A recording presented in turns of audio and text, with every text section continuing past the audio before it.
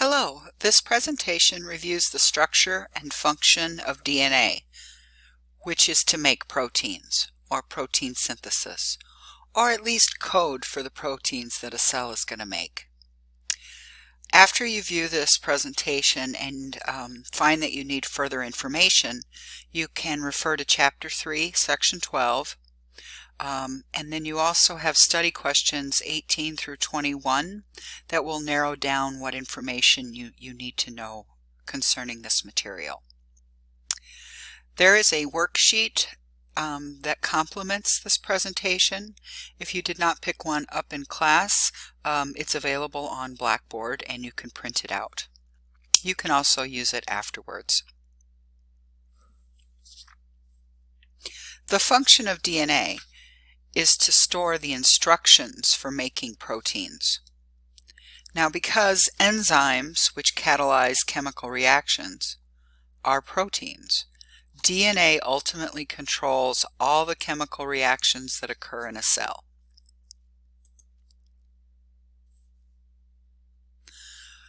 Before we get into too much detail, let's look at the big picture concerning DNA. How does it dictate our traits? Well, that's going to depend on what genes we inherit. And of course, genes are located in DNA. So just to review a little bit of cell structure, most of our cells have 46 chromosomes. These chromosomes contain the genetic code in the form of DNA. This particular slide that you're looking at shows a picture of one purple chromosome. Regions of this chromosome that code for a particular protein are called genes. The purple chromosome has a blue region, that's one gene, and a pink region, that's another gene. In this case, the blue gene codes for a protein that codes for eye color, determines or contributes eye color. Let me say that one more time. This region of the chromosome contains DNA, and this is a picture of the DNA or the gene magnified. This gene codes for a protein that contributes to eye color, whereas this gene, located on this region of the chromosome, shown magnified here, codes for a different protein, and that contributes to hair color. Notice that a gene is only located on one side of the DNA double helix. What makes the two genes distinct is that they each have a different sequence of nitrogenous bases. And the nitrogenous bases, you may remember, are adenine, thymine, cytosine, and guanine. Now, while DNA codes for which proteins are going to be made, another nucleic acid, RNA, is also involved. To understand how their roles differ, DNA versus RNA, let's review the structure that you already know concerning the two. First, both DNA and RNA are chains of nucleotides. In this picture, we have chains of nucleotides. Repeating subunits are nucleotides. On this picture, RNA repeating nucleotides. The nucleotides are linked together with phosphodiester bonds. And the backbone, or this ribbon strand, of DNA consists of a 5-carbon sugar, deoxyribose, and phosphate.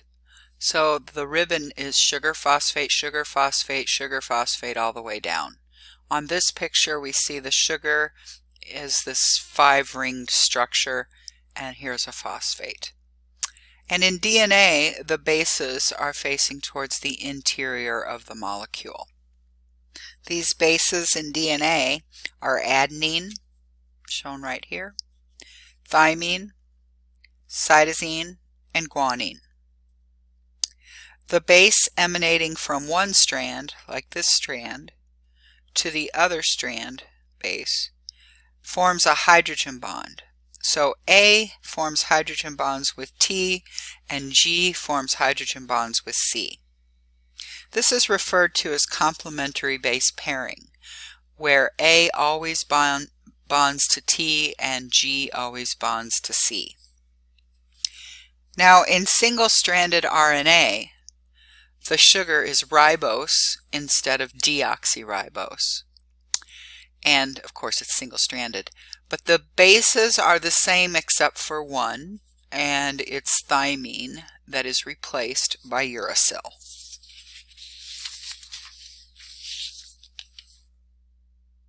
So again, returning to the different genes, how do they differ from one another? We know that this blue region coded for eye color, this blue region coded for hair color. Well, what's going to vary is not the sugar phosphate, that stays the same. What varies is the sequence of the nitrogenous bases. So in this eye color gene, we have a sequence of A, C, C, G, T, C, C, G, G, whatever. It keeps going. You can read it.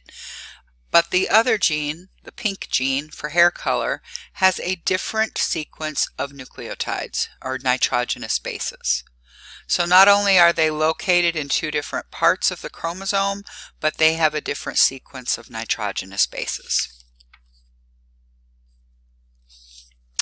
So if we look in more detail, we see that the sequence of nitrogenous bases, the nucleotides, that run along one side of the DNA helix, in this case TAC, CGC.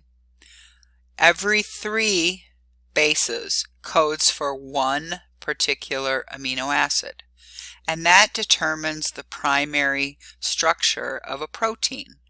So in this example, we have a segment of DNA with nitrogenous bases or nucleotide sequence of TAC, CGC, CCT, TGC, GTA, CTC, ACT. We have this code figured out. We know, as scientists anyway, what amino acids are coded for by that particular sequence. For example, the 3 bases CCT code for the amino acid glycine. The 3 bases GTA code for the amino acid histidine. You don't have to memorize that, by the way. So one thing that's interesting about DNA and RNA is that they're both involved in protein synthesis, but they're not found in the same location. And DNA is sequestered in the nucleus. It's located in the nucleus. And you know that proteins are made on ribosomes. So how is the code going to get distributed to the ribosome? Well, that's what RNA does. So whereas DNA contains the code for the proteins that a cell is going to make, RNA is just a copy of that code that can leave the nucleus. It's made in the nucleus, but it leaves the nucleus, goes out to the cytoplasm where it attaches to a ribosome. Now, RNA is made every time a protein needs to be made. It quickly degrades after the protein has been made. DNA, on the other hand, stays in the nucleus, and as a cell goes through its life cycle, maybe the cell will divide, that DNA will be copied and it will be inherited in another cell. So it's protected. Okay, we're going to go in more detail now about how proteins are synthesized. And I want you to notice that first there's 3 steps. The first step is called transcription. The second is RNA processing. The third is called translation. Now let's look at a picture of this cell, and we see the nucleus and the rough endoplasmic reticulum that's surrounding it.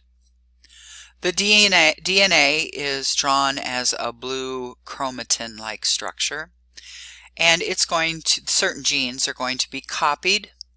That's called transcription. So transcription happens in the nucleus, and a copy of a gene is made, but the copy that's made is actually RNA.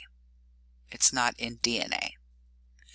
This RNA gets modified somewhat, so that's step 2. We call it RNA processing, and then it becomes this red molecule called messenger RNA. Messenger RNA is stable enough to be able to leave the nucleus and go out to the cytoplasm where ribosomes attach. And then that leads to part 3, or step 3. Translation involves the ribosome translating the code and making a protein or a polypeptide. So those are the 3 processes. Now the terms themselves are significant. Medical transcriptionists, you might know in a doctor's office, take dictation from a doctor. They hear a certain language and they type it out in the same language. So that's why we call this transcription, because we start with a nucleic acid, DNA, and the copy is also in a nucleic acid. But translation, step 3, takes one language and turns it into another. So a translator would hear something in one language and then speak a different. In this case, we start with a nucleic acid. The ribosome reads it and translates it into an amino acid sequence or a protein language. So we start with DNA. There's a certain sequence of nitrogenous bases. In the nucleus, a copy of this gene is made, but notice that the copy is actually complementary to the original gene. So when the RNA is made, where there was a T in the gene, RNA is made with the complementary base A. And in DNA, where there's an A or an adenine, the RNA that's made would put a T there, but remember there's no thymine in RNA, so uracil goes there, and on down the line. So during transcription, RNA is made with a complementary sequence to the gene. This RNA will be processed, and that happens in the nucleus, and then it goes out to the ribosome. The ribosome reads this, and every 3 nucleotides codes for one particular amino acid, and a protein is put together. So during the process of transcription, which occurs in the nucleus, there's an enzyme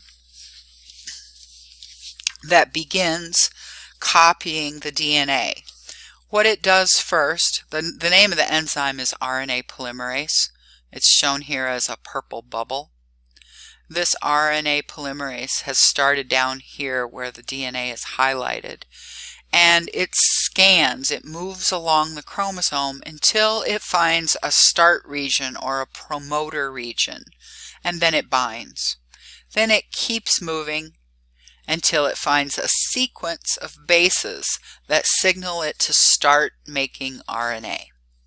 So transcription is performed by the enzyme called RNA polymerase.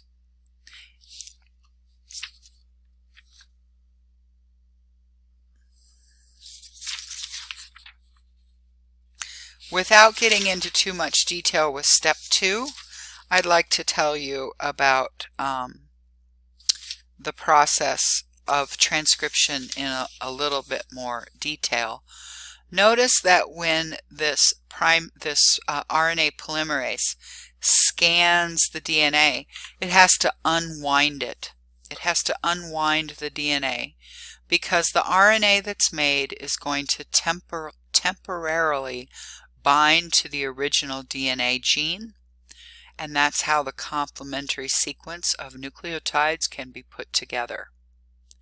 Once the RNA polymerase finds a stop sequence, which is a certain sequence of bases, then it will discontinue making the messenger RNA, and the RNA polymerase will just fall off.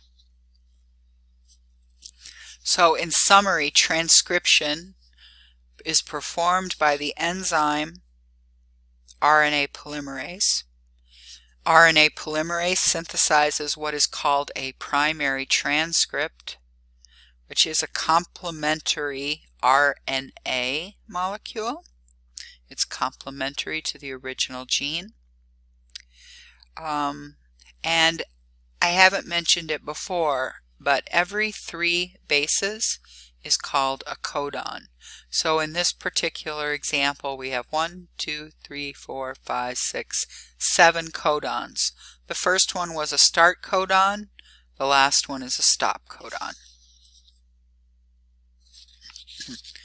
It's known which amino acid is coded for by each of those codons.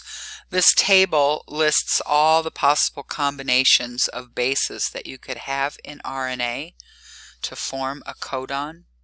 I don't know the exact number. I'd have to count them. But you can use the table. First letter goes across, first letter goes down, second letter you go across, third letter you go down over here.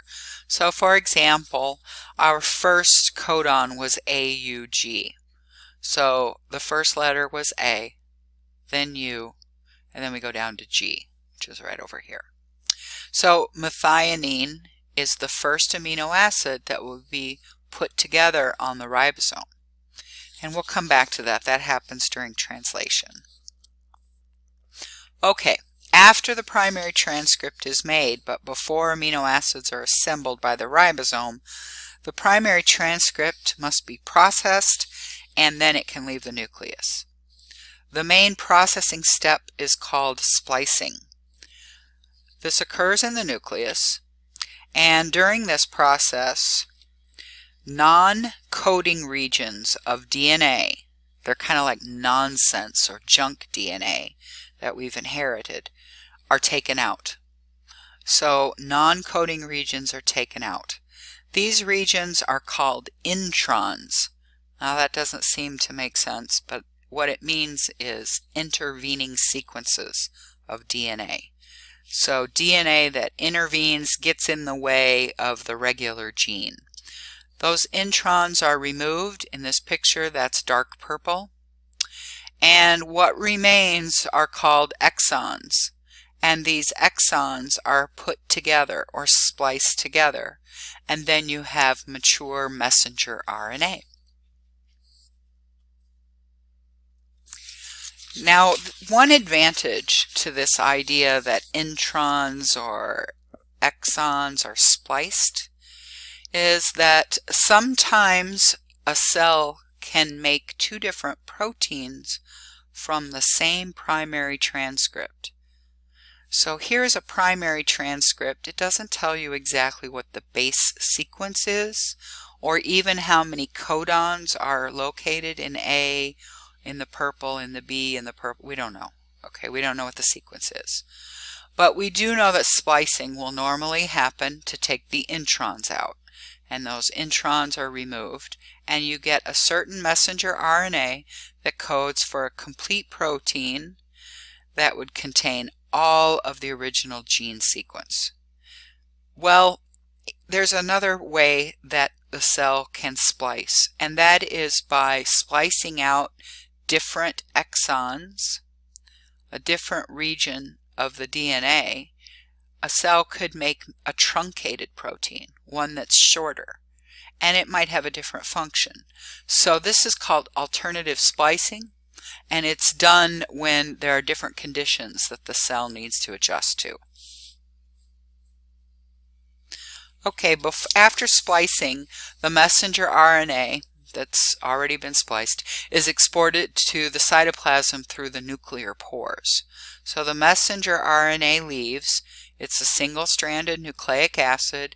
This is supposed to show the sugar phosphate backbone as a ribbon, and these are the nitrogenous bases.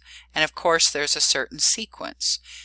And what we're interested in is this AUG right here, because that's what the ribosome is going to read first and put in, because that's a start sequence, and put in an amino acid. So now during the process of translation, the ribosome attaches to this messenger RNA. Boy, that's a pretty funny picture. It looks a little bit like a vertebral column. But anyway, the ribosome moves along the messenger RNA, the process by which it moves is called translocation. And as the ribosome reads the messenger RNA, these funny boot-shaped molecules called transfer RNAs will bring in amino acids that need to be linked together. So let's review the different types of RNA. One type called ribosomal RNA, which is the second type on this slide, is actually a component of the ribosome. And what it will do is temporarily bind to the messenger RNA that was made in the nucleus. And it keeps that messenger RNA bound to the ribosome. But remember, the function of the ribosome is actually to make a protein. So while it's reading RNA, it needs to put together peptide bonds between amino acids. So the amino acids are going to have to come from somewhere. And they exist, amino acids exist in the cytoplasm. We call it the amino acid pool. And a transfer RNA is needed to bring the amino acid to the ribosome. And the only way that a certain amino acid will be put into the protein is if it's the right amino acid. It has to be the one that the DNA, subsequently the RNA, the messenger RNA, codes for. So there's something in the transfer RNA that's going to make sure the code matches up. And what that's called is an anticodon. And I want to show you an example so that these words make sense to you. So this is a picture of messenger RNA's sugar phosphate backbone. And we see the nitrogenous base sequence AUG UUC. And the ribosome is part blue and part yellow. And it has translocated 3 bases at a time, moving along this messenger RNA, and as soon as it sees an AUG, it kind of halts for a minute, and a transfer RNA that has the appropriate complementary sequence to the AUG can bind. So notice that this is a transfer RNA right here with UAC as the anticodon, and it is carrying the amino acid methionine. Now the ribosome moves over 3 bases and it reads UUC. Now the only transfer RNA that will fit is AAG, and it's carrying an amino acid phenylalanine. The next one will be UUU to be complementary with AAA, and it brings in lysine. So our polypeptide, or a protein, is going to consist of methionine, phenylalanine, and lysine with peptide bonds between them. So the translocation and the subsequent entry of a transfer RNA, and then the transfer RNA falls off, results in the formation of peptide bonds between 2 amino acids. It's the ribosome that actually catalyzes the formation of that bond.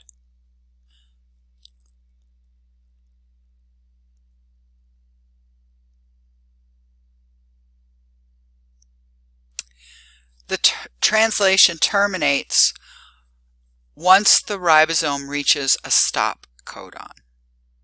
So the stop codon I have boxed here is UAG. And there is no known transfer RNA and no known amino acid that will fit or be complementary to this stop codon. So once that occurs, or once the ribosome reaches that, the translation machinery will completely disassemble. The ribosome will release the messenger RNA, which will be degraded. The transfer RNAs can be reused. They can go get another amino acid, and the polypeptide will be released. So the summary of translation is you started with a messenger RNA that went to the ribosome and you made a polypeptide. That's the final product. Of course, the polypeptide is a sequence of amino acids that were brought to the ribosome by transfer RNA. Now the way that we know, the way that the cell, I should say, makes sure that the right amino acid is put in the proper place is that the messenger RNA codons link up with the transfer RNA anticodons. One thing to remember when we work on exercises together as a class is that this table is written in messenger RNA. It's not written in transfer RNA, and of course it's not written in DNA. I don't know why it's written that way, but it is. So we will work on that together in class. We'll start with the sequence of DNA and come up with the sequence of amino acids in a protein. Thank you.